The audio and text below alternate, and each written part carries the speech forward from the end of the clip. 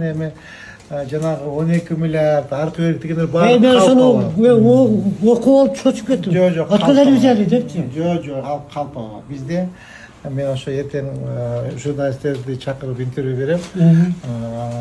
Да, действительно биз өзү мындай биздин Кыргызстандын ичинде мындай курулуш, жол, мектеп, соц объекттер курулганда параллельный проектирование болот да.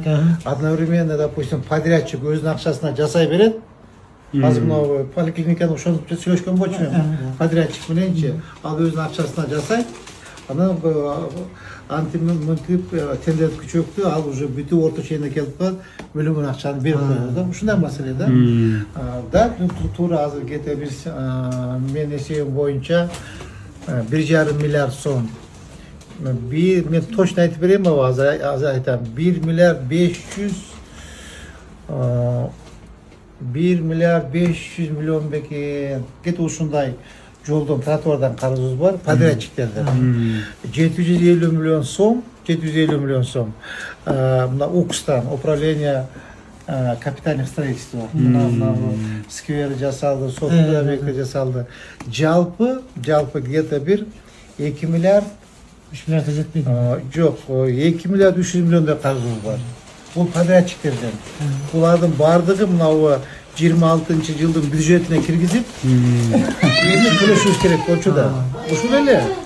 Ата уну каякта 12 миллиард, андай жок. Мында чочуп кетибиз андай жок. Телефонду көрүп отур. Алчы. Ассаламу алейкум кыргыз элим. Сиздерден жардам сурап кайрылып жатабыз. 3 баланын энесимин. Оğlum Umar 6 жашта, врожденный паралич, ДЦП 4-степенде. Жалгыз боюн эмин 3 баламды Алланын жардамы менен өзүм чоңойтуп келейтамын.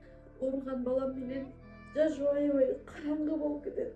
Балам тырышып ооруса жан дүйнөм, менин денем тырышкандай кыйналамын. Суранамын кыргыз элим.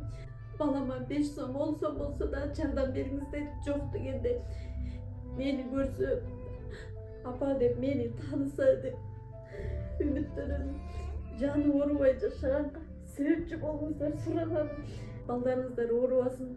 Улуу Рамазан айында дуаңыздар кабыл болсун. Умар каттуу оору менен күрөшүп жаткан кичинекей жигит.